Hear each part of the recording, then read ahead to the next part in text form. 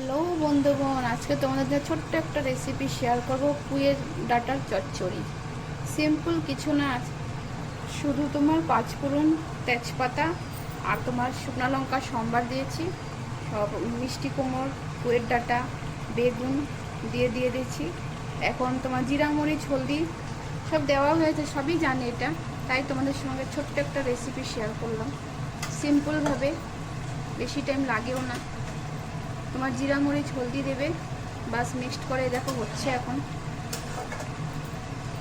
আর সবজির মধ্যে পুঁইয়ের ডাঁটা, মিষ্টি কুমড়, তারপরে তোমার বেগুন আর ডাঁটা, আর কিছু না। এই দেখো এখন হচ্ছে। হওয়ার পরে লাল মরিচের গুঁড়ো দেবে, জিরা দেবে, হলুদ দেবে, কাঁচামরিচ দেবে, বাস কমপ্লিট তোমার রেসিপি। এই দেখো হওয়ার পরে আবার আসছে।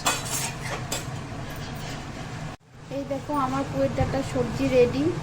তো তোমাদেরকে জিরা মরিচ হলদিটা স্কিপ করেছি, সবই জানে পুঁইয়ের ডাঁটা চচ্চড়ি কেমন করে বানায়, তাই আজকে বানিয়েছি, তাই একটু শেয়ার করলাম তোমাদের সাথে। তোমরা যদি ইউটিউব থেকে দেখো প্লিজ সাবস্ক্রাইব করবে, আর ফেসবুক থেকে লাইক কমেন্ট শেয়ার করবে প্লিজ। তোমার বোনের পাশে থেকো। আর তখন সবজির মধ্যে তোমার বললাম পুঁইয়ের ডাঁটা, বেগুন, মিষ্টি লাউ আর তোমার আলু আলু দেবে, আর চিনি, আর তোমার বললাম লবণ, চিনি আর লবণটা দেবে, জিরা মরিচ হলুদ।